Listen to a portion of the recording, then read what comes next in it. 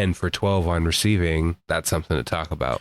Oh, no, for sure. And that's my major point is just that they're way more of a threat than I thought they were going to be, especially with a new head coach, quarterback, blah, blah, blah, blah, blah. If we would have had Kenneth Walker, that would have been a lot different. Again, we could take a minute here on the Real Fresh podcast, because that's who you're listening to, talk about all the injuries. All these fucking injuries. Craziness. Oh my, should we just go off the list? Let's give it a second. I mean, we talked about a couple games so far. Let's just go real quick into some of that stuff. So to start off this list, we'll just go questionable for the week. We got Kenneth Walker, Jordan Addison. Yep. They're questionable. Jordan Addison did not play last week. He did not play. I very doubt that he'll play this week. No. Again, like I said, with the job Naylor was able to do in his place, I think they'll just sit him. They'll just sit him. Yep. Exactly. Amon-Ra St. Brown is very questionable. I heard 2 weeks. Right. They're saying 2 weeks missing. So that would be a very crucial hit for a lot of people. Especially because Williams was already questionable going into last week. Exactly. So how healthy is he right now? I don't like the face you're showing right now. They just put Tua on the injury reserve. Oh, Tua. So there we go. Confirm that right now. He is not coming back, ladies and gentlemen. IR bound. He will finish probably the season there if I'm not mistaken. And you can quote me right here, Jay Fresh on the Real Fresh podcast. And before the week started, we had Puka Nacua put on the IR. Then Cooper Kupp. Yeah, I didn't hear about that one. Cooper Kupp is now going to the IR. Christian McCaffrey, IR. Joshua Downs is questionable. Nick Chubb, TJ Hawkinson obviously still out. Yeah. Nick Chubb was spotted on the sideline of the Cleveland Browns game when they were winning. Which is a plus. Which gives confidence. He is on the PUP list, so he is supposed to miss at least 4 games. So I'm pretty optimistic for a week 5, week 6 comeback for Nick Chubb. A lot of people were saying that he is definitely almost ready to go. They said maybe mid-season, so they won't put him on. It's going to be like they'll pull him off. Right, they'll pull him off and then run him for the rest of the season. We got A.J. Brown doubtful, missing not just week 2. He's bound to miss week 3. Deebo Samuel is now doubtful to miss 2 to 3 weeks. Pacheco for Kansas City is now, they're talking 6 to 8 weeks. We're 6 to 8 weeks. He has a cracked tibula or fibula, one of the 2 bones in your leg. David Njoku. Yeah, he's still out. We got, like we said, Cooper Kupp. Taysom Hill is questionable. Hollywood Brown ended up having to have surgery, which they said it went well, but he'll be lucky to play this year. Right. So if you have Marquise Brown and you're just trying to hold on to him, get rid of him. And I'm not going to be the one to come pick him up either. Yeah, not looking good for Marquise Brown or actually the running back room of Kansas City, because that was the running back room. So week 2, and we're already injury plagued. The whole league, everyone has injuries. Tyjae Spears is questionable. Joe Mixon is also questionable. 2 running backs who have just recently been added to new teams who have been put into a very run heavy role. T. Higgins is still questionable. Jordan Love might make a comeback, but he's still questionable. I will say this. And also, if you have Joe Burrow on your fantasy, I would keep an eye, because even last week he was listed as right wrist injury. And I noticed towards the end of the game, it kind of seemed like, I don't know if he was starting to have some issues with that flaring up again also. So that would be something to keep an eye on for him. I don't even know if that's listed. You know, Bengals, they don't like to list their injuries. They like to not follow the rules of the NFL. So, well, that's all for the injuries. But that's a lot of injuries. That's too many injuries for week 2. And if you look at it, a lot of them are running backs. Like, running backs are falling like flies. Speaking of flies, just killed a couple of those.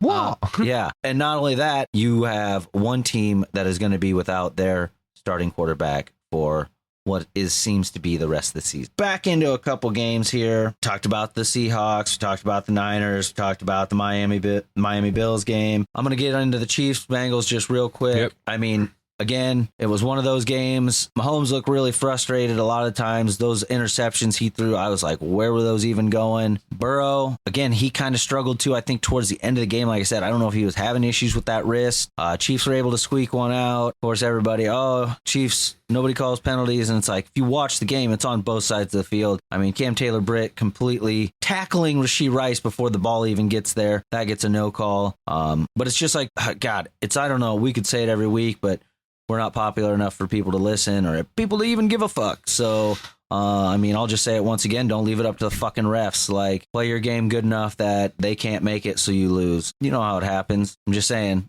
that close, you give Harrison Butker, who's known to be able to hit a 70-yard field goal, even a chance at I think it was like a 45-yarder or a 52. I don't know. 51. Was it? He's going to bang that fucker through. He hit it right down the middle. Yeah. So either way, it is what it is.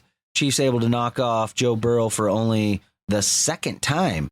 Yeah. Burrow's was 5-1 going into Kansas City against Mahomes and the Chiefs. So I'm not saying that Burrows can't get it done, but both of them heavily rely on their team, where most of the time it's Burrows making shit happen or Mahomes making shit happen. When these two teams play each other, I think both quarterbacks play like shit. Yep, usually.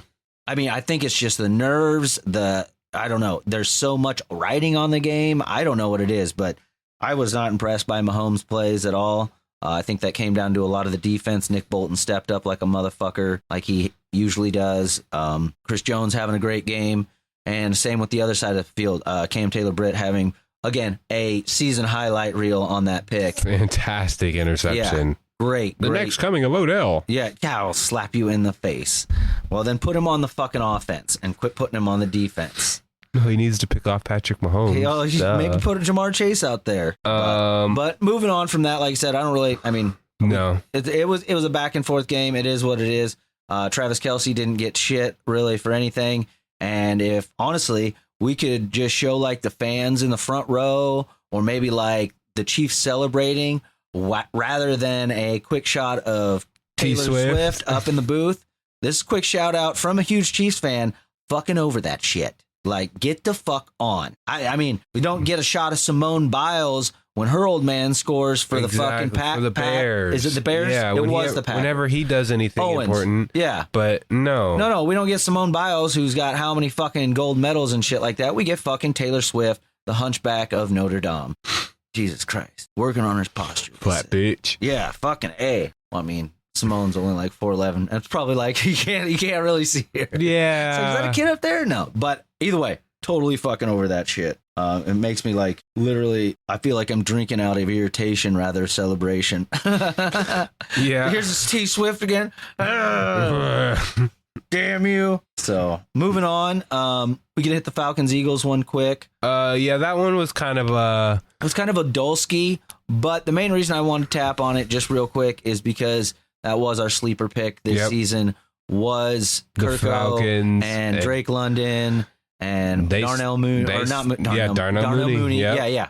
They snuck that win out. It was very surprising, especially to the Eagles, who thought they had it in the bag with only, 45 seconds left on the clock. And drove right down that they drove right down the field, put it between. Yep. And game. That's game. With a game-sealing pick, by the way. Oh, yeah, because it was like, what was 27 left on the there was like 20 seconds left. And game-sealing pick, I think it was Jesse Bates. Yep. And, that's just how the cookie crumbles. Yep. And any given Sunday. It was unfortunate, but like we said here before the season even started, our sleeper team was the Falcons. Now they're 1-1. Yep. They came out with that win. Got to get that groove going a little bit, they have all those weapons they need to start using. It will, and they did. I mean, don't get me wrong. If it wouldn't have been for Saquon Barkley dropping that third down catch, they would have never let the Falcons back on the field. Yeah, no, and then that led to Kirk getting 4 more points in fantasy, and Drake London actually making a game and getting 7 more points in touchdown fantasy. He never even thought he'd get. Nope. He looked shocked when he got it. Yep. So the Falcons take that one away with a very, very surprising 22-21 victory. Nope. I was surprised by it too, but hats off to the Falcons getting some wins. They need that. A couple of games that we're just going to not really get into and just touch on. The Giants and the Commanders. Yeah. Jane Daniels, the rookie, got his first win. They're now 1-1. It's the fucking Giants, so we really can't. Looked like shit. Yeah, again. No. I think they really just kicked a bunch. Malik Neighbors actually did good on fantasy, though. He did fantastic. Yeah. I think the highest scoring Commanders player was Jaden Daniels and the kicker. Yep. You got to start figuring out something else. You can't just rely on the kicker. No. You cannot just rely on the kicker. And he scored a lot of their points. Another one we can just glaze over. Chargers able to beat the Panthers. Yeah, fucking Panthers shit. Bryce Young, probably the worst draft pick of the past 10 years. The worst, or battling for number one with worst. The Bears. Caleb Williams. Caleb Williams sucks, but that could be just offensive line. Bryce Young has been at the helm for... Yeah, but the Panthers suck. The Panthers do suck, yes. The Bears also suck. The Panthers suck a lot more than the Bears do. Bryce Young can't even see over his offensive line to get the ball out effectively. Yeah, he'll be lucky to be on somebody's practice squad. He sucks so bad. They put Andy Dalton in. AD? I don't even like AD. Like, literally... wasted fucking years of the Bengals fucking lives. If you're a Bengals fan and you like Andy Dalton, that's fine. You like yourself a mid-level quarterback that could never do better than 8-8. And I'll say that right fucking here because every goddamn year he was just as bad as Tony Romo. You get him into the damn playoffs and that motherfucker couldn't throw a touchdown to save your fucking life. So I'm just saying, you could have had somebody way fucking better. Andy Dalton is a fucking shit turd. And to be a young gunslinger like Bryce Young supposedly is, and to be sat down by Andy Dalton, is the only reason I brought up that fucking game at all, is because I wanted to shit talk Bryce Young. And think about it. The Panthers could have had CJ Stroud. Damn, that sucks, because even though that was a pretty lackluster game, we'll just touch on it real quick. Exactly. Texans-Bears, the worst performance of offense. CJ Stroud not looking like CJ Stroud at all. Nico Collins looking like Nico Collins. Nico Collins proving he is the wide receiver one, not even giving a fuck about Stephon Diggs. No, he's the guy in Houston. He is the guy. Yeah, so, I would throw it to him all day. Stephon Diggs having a decent game. I'm not saying he didn't. He had a moderate game. He only had like 3 or 4 catches. But he is a wide receiver too now. Like, he's going to have to understand that. He has especially to take a step after back. you left Buffalo, where that was the only place you were a wide receiver one. And you're coming into a place where you've got Nico Collins, Tank Dell. You're lucky you're splitting there. And Tank Dell having kind of a rough game, but he was able to get some stuff going. They've been giving him a lot of rushing. That's what I'm saying, behind the line, jet sweeps, stuff like that. But I think it's good for their offense, especially just able to get some catches to Stephon Diggs. That being said, very horrible performance. Both. I'm not saying anything about the defense. No, defenses were both phenomenal. Yeah, that was literally a defense game. Yeah, the whole time I was so excited to get the defensive side of the ball just because it was an interesting defensive matchup. Yep. The Bears and Jalen Johnson. Yep. Bears and Jalen Johnson.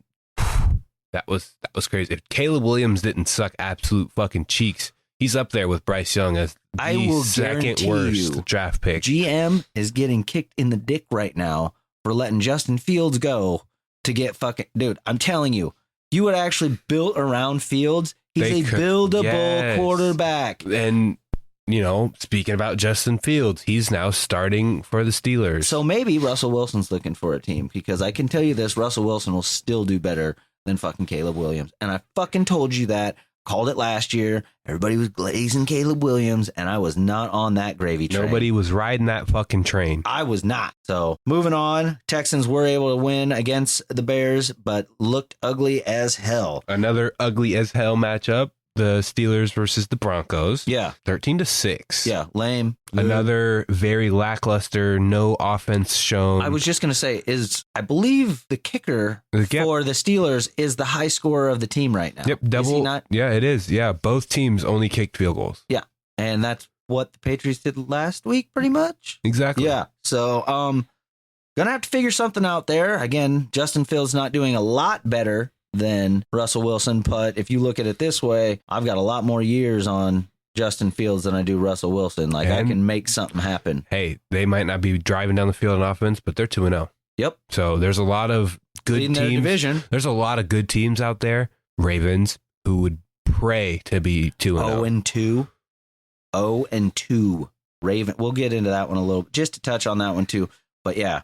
So like you were saying, the Steelers-Broncos, just not much to talk about there. 13-6, lackluster game. Another lackluster game, Packers-Colts. Anthony Richardson really struggling. He was rattled. I don't know what it was, but that Packers front had him shook Jonathan the whole Taylor game. got no points until fourth quarter. He was literally shut down most of the game. Yeah, just really not that good. Malik Willis able to get that win and keep Green Bay 1-1. 1-1. Love the one fact, just shouted out there to the center that puked all over the ball. I don't know if you heard about that. I didn't. Yeah, Malik Willis refused to play. Like, I don't know. I just saw it afterwards. But yeah, it was because the center went down to hike the ball and puked all over it. Malik Willis was like, I ain't touching that, man. I ain't touching that motherfucker. That's disgusting. Yeah, that is disgusting. I ain't touching that fucking ball. I ain't blaming Malik Willis for that. And then what do you want me to do? Tuck it and run. Tuck it and run. Bring it up to my face and whip that throw it over and, the offensive line. Yeah.